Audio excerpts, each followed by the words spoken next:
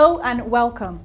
I am Chiamaka J. Uwadoka and this is Africa in 10 minutes, where we bring to you the trending business news as reported on Footprint to Africa. Madagascar signs tripartite trade agreement. Nigeria's energy elite to focus on restoring investor confidence. Ghana starts work on gas master plan. And now the news in details. The Republic of Madagascar has signed the Tripartite Free Trade Area Agreement, the TFTA, that brings together the three regional economic communities of the Common Market of Eastern and Southern Africa, COMESA, East African Community, EAC, and South African Development Community, SADC, into a single free trade area. The TFTA, which constitutes 57% of Africa's population with a combined GDP of $1.3 trillion as of 2015, is one of the largest free trade areas in the world. Madagascar becomes the 20th country to sign the agreement, following South Africa, which signed the TFTA agreement in July 2017 during the 6th meeting of the Tripartite Sectoral Ministerial Committee on Trade, Customs, Finance, Economic Matters and Home Affairs in Kampala, Uganda. It was signed by the Prime Minister of the Republic of Madagascar on behalf of the government in Madagascar. The TFTA provides the opportunities to unlock the enormous trade and investment potential of the bloc, and the business community awaits the opening up of the market of over 600 million people. In other news, the Citibank has granted a 500 million naira loan to Action Microfinance Bank in a bid to assist in the development of the microfinance sector in Nigeria. The bank's country public affairs officer for Nigeria and Ghana, Lola Oyeka, made the announcement in a statement in Lagos. The grant is expected to fund Action's loan portfolio and support the development of approximately 5,000 micro and small enterprises in the country. The loan would also go a long way towards supporting the Central Bank of Nigeria's National Financial Inclusion Strategy, which seeks to reduce the number of Nigerians excluded from formal banking activities. She further stated that the loan was part of a long-term business partnership between the Citi Inclusive Finance, Citi Specialized Unit for Microfinance and Inclusive Finance Transactions. Alongside the Citi partners are the Overseas Private Investment Corporation, OPIC, and the US Government Development Finance Institution. The partnership intends to provide financing in local currencies to leading microfinance institutions operating in frontier and emerging markets around the world. The bank cited a survey by the Enhancing Financing, Innovation and Access, which stated that as at 2012, about 39.7% or 34.9 million adult Nigerians were excluded from formal financial services. The Nigerian CEO of Citibank, Akin Dawodu, reinstated the bank's commitment to working with microfinance partners in support of the National Financial Inclusion Strategy. He said, "This we intend to do by availing credit to micro and small enterprises in Nigeria. We are delighted to partner with microfinance enablers such as OPIC and Action Microfinance Bank for the benefit of SMEs and micro-entrepreneurs, thereby contributing to the economic development of the country." Moving on, in an opinion post exclusive to Footprint to Africa, Victor Ogunleye advocates for the education of the girl child, asserting that it would lead to the positive growth of the African business sphere in the future.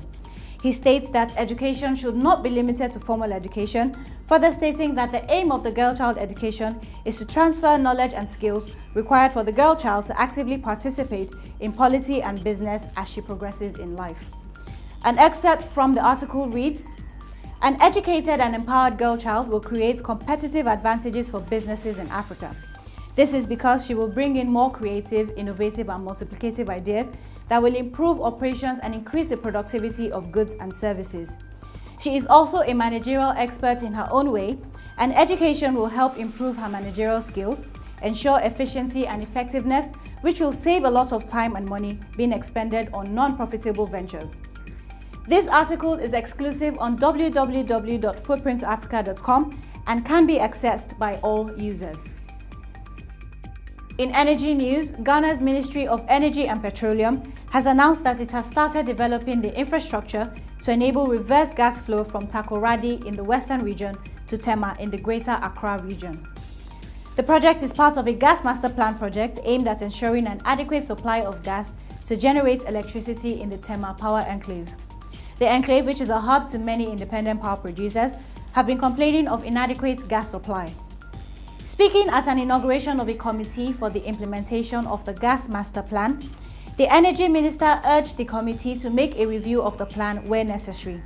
He said, "We are developing the necessary infrastructure for evacuation of gas from the west to the east. This includes a reverse flow project in the WAGP. The master plan is only a working document and will require periodic updates and revision. It is the duty of this committee to ensure that both the plans and enabling drivers along the entire value chain are implemented effectively and revised periodically for the development and sustainability of Ghana's gas industry." On policy issues for gas development, he explained that government intends to use part of the indigenous natural gas to develop a petrochemical industry and agrochemicals.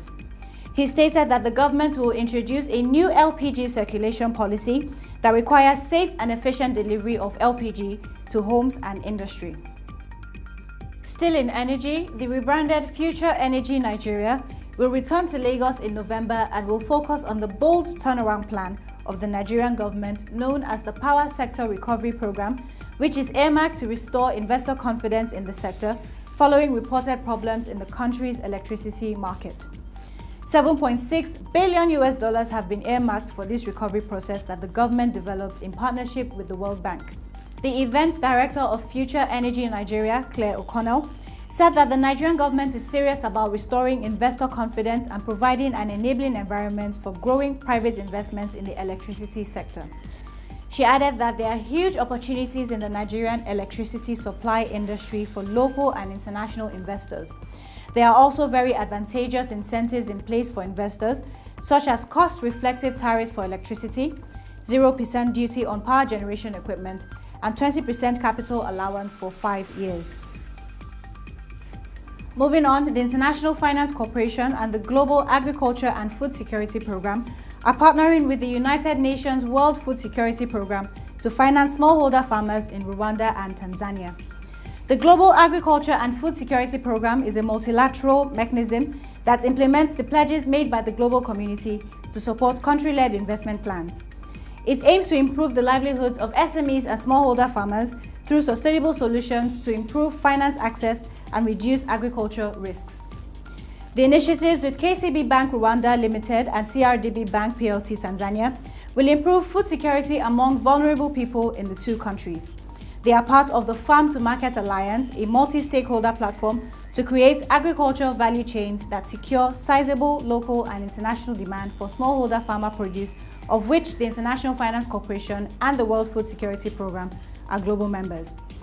David Bisley, Executive Director of the World Food Security Program, noted that smallholder farmers produce most of the world's food, but they form the majority of people living in poverty, and they often have food security challenges themselves. The initiatives will help the farmers get access to international markets to build more demand for their products and make long-term impact on their economic future, raising their living standards and giving them more opportunities. The CEO of the International Finance Corporation said, "Agribusiness drives many African economies and creates most jobs on the continent." The International Finance Corporation and the Global Agriculture and Food Security Program will provide advisory services comprising capacity building activities to improve the professionalism of smallholder farmer cooperatives in financial management, governance, agronomy, and training on input use. That wraps up the news of the week. Stay tuned for a recap of the stories. Madagascar signs tripartite trade agreement. Citibank grants $1.6 million loan to Nigerian Microfinance Bank. Footprint to Africa publishes The Future of Africa Business Lies in the Belly of the Girl Child. Ghana starts work on the Gas Master Plan. Nigeria's energy elites to focus on restoring investor confidence. The IFC and the WFP launch programs to finance smallholder farmers in Rwanda and Tanzania. To keep up with the trending business news in Africa, stay connected. Subscribe to our YouTube channel, like us on Facebook, follow us on Twitter, and connect with us on LinkedIn. This news and reports are called From Footprint to Africa. For daily updates and more business news in Africa, log on to www.footprinttoafrica.com today. Footprint to Africa, business news made in Africa by Africans.